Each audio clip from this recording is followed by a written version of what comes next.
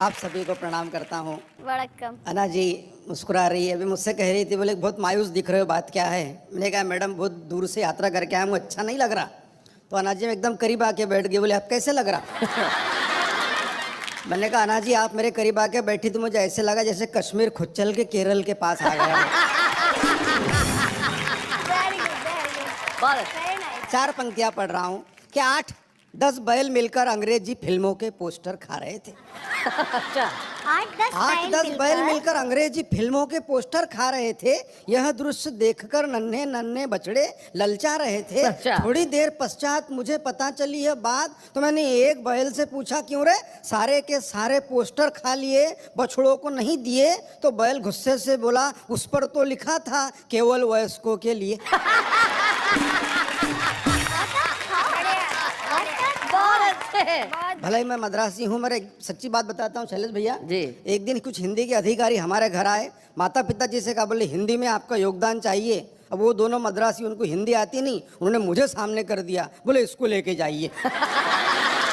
4 पंक्तियां पढ़ रहा हूँ कि मित्र की असफल शादी के बाद जब सफल तलाक हुआ। वाह, सफल शादी के बाद जब मित्र सफल की तलाक हुआ, असफल बहुत शादी अच्छे। के बाद जब सफल तलाक हुआ, तब तलाक के दस्तावेज पे दस्तखत के लिए मित्र के पत्नी ने पुराने संबंधों को याद करके थोड़ी सी हिम्मत करके मित्र से पूछा आपके पास पेन है क्या? हाँ। मित्र बिगड़ते हुए बोला बिछड़ते हुए भी तुमने किन शब्दों को छुआ है, अब पेन की क्या कमी है, सारा पेन तो तुम्हारा ही दिया हुआ हाय है। हाय हाय हाय। बहुत अच्छे। अच्छा है, बहुत अच्छा है। रोहन भाई साहब, मेरे पिताजी, मेरे दादाजी, मेरे बड़े भाई सभी पुलिस विभाग में हैं। हमारे खानदान में कोई कवि नहीं है शैलेश भाई जी। सिर्फ मैं अकेला ही कवि हूँ। कभी कभी तो मेरे पिताजी मुझे गौर से देखते, आखिर गलती हुई कहाँ।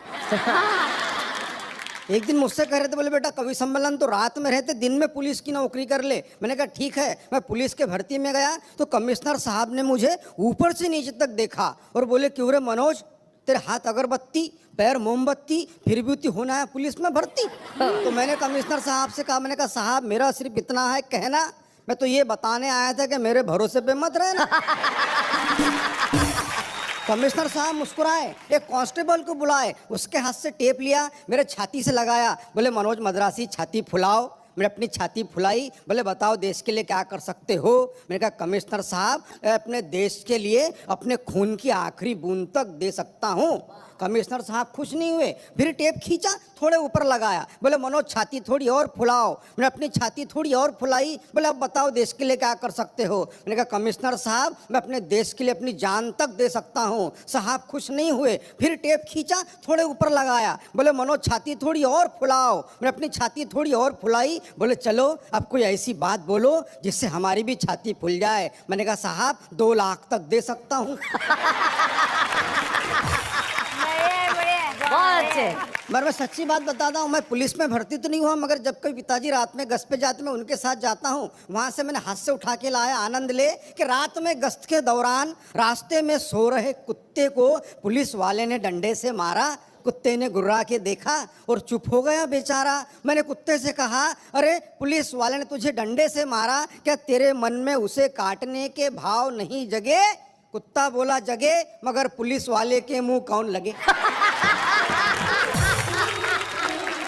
जैसे ही पुलिस की जीप बड़ी आगे, 2 चोर आ रहे थे भागे भागे। पुलिस वालों ने चोरों को पकड़ा, अपना हाथ दिखाया तगड़ा। थोड़ी देर बाद दोनों चोर मुस्कुराते हुए जाने लगे तो मैंने चोरों से कहा बेवकूफो शर्म करो थोड़ा, चोरी करने के बावजूद पुलिस वालों ने तुमको छोड़ा। तो एक चोर बोला ऐसे ही थोड़ी छोड़ा, कुछ हमने छोड़ा तब कहीं जाके छोड़ा। बहुत अच्छे, बहुत बढ़िया, बहुत अच्छे।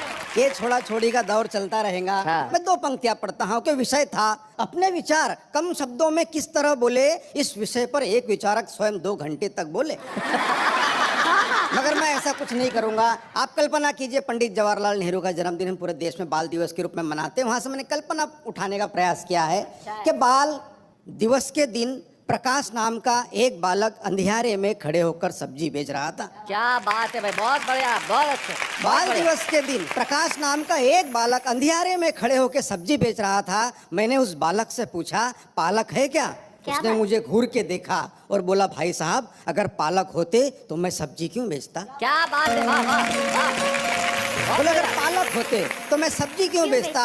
मैंने कहा बेटा मैं उस पालक के बारे में नहीं पूछ रहा, ये बता ये पालक क्या भाव बेच रहा? उसने फिर मेरी तरफ देखा और बोले ले जाओ, वैसे भी आजकल पालक को भाव कौन देता? आहा आहा क्या बात है। बोला ले जाओ, वैसे भी आजकल पालक को भाव कौन देता? तब जाके मैंने लिखा है कि कहीं छाव कहीं धूप होते हैं, बच्चे बच्चे भगवान का रूप होते हैं, कुल का दीपक बुढ़ापे की लाठी, जाने कैसे ख्वाब सजा लेते हैं, बच्चों का भविष्य उज्जवल हो इसलिए माँ बाप अपना वर्तमान जला देते हैं। क्या बात है, वाह वाह भाई, बहुत अच्छा लगा। माँ बाप अपना वर्तमान जला देते हैं कि चेहरा चेहरा खिला खिला था, मित्र आज बरसों बाद मिला था, उसके ठाठ बाट देखकर कई विचार जागे मेरे खोपड़ी में, ऐसा लगा जैसे कृष्ण आए हो सुदामा के झोपड़ी में। वाह वाह वाह वाह। ऐसा लगा जैसे कृष्ण आए हो सुदामा के झोपड़ी में, मिलते ही बोला यार तू आ कभी नजदीक ही, मेरा बंगला है, गाड़ी है, नौकर है, चाकर है, विदेशी बैंकों में लॉकर है, सुंदर सी पत्नी है,